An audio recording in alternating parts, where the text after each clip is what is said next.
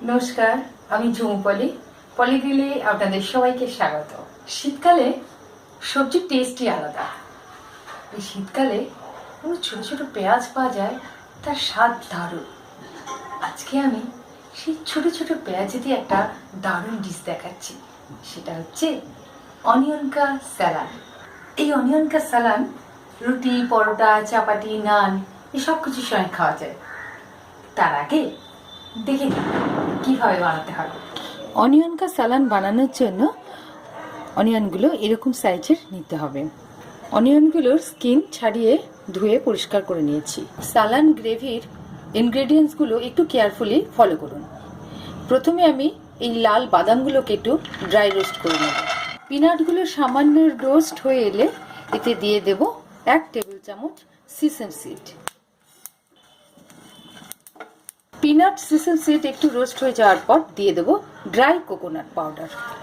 সব 1 টেবিল চামচ করে নিয়েছি। এবার এই রোস্ট হওয়া ইনগ্রেডিয়েন্টসগুলো ফাইন পেস্ট বানিয়ে নেব। খুব সুন্দর ফাইন পেস্ট হয়ে গেছে, একদম ফাইন। প্যান গরম হয়ে এলে 2 টেবিল চামচ তেল দিয়ে দেব। তেল গরম হয়ে গেলে একে একে দিয়ে দেব ফোড়নের জন্য জিরে, সর্ষে, খুব সামান্য মেথি। মেথি বেশি দিলে তেতো লাগে, খুব সামান্যই দিতে হয়। গোটা গরম মশলা, কয়েকটা শুকনো লঙ্কা।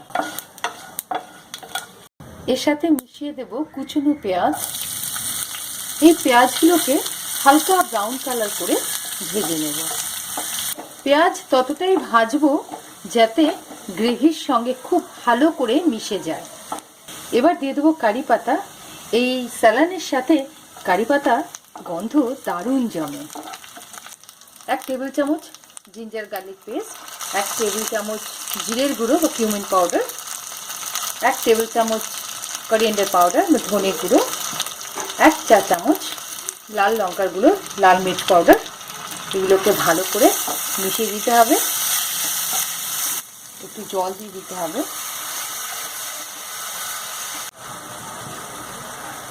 সামান্য হলুদ, স্বাদ মতো লবণ। এবার এর মধ্যে পিনাট সিসেম সিডের পেস্টটা মিশিয়ে দিতে হবে।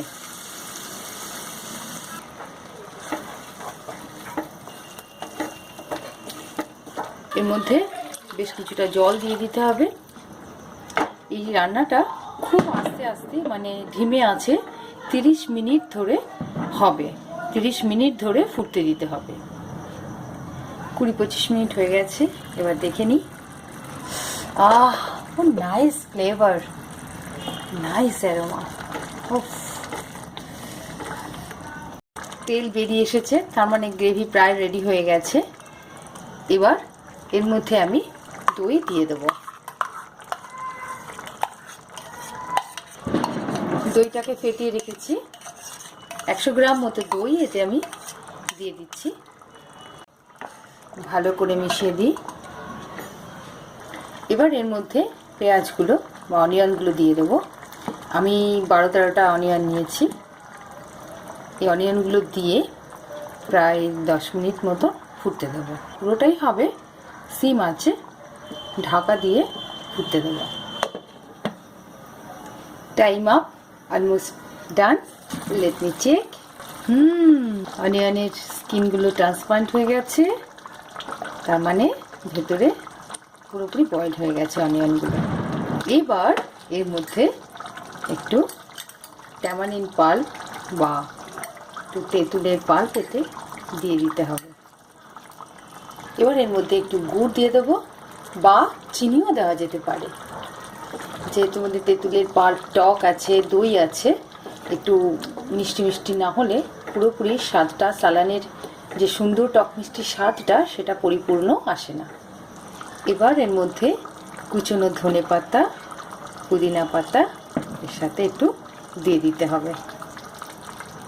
ব্যাস, স্যালাড পুরোপুরি রেডি।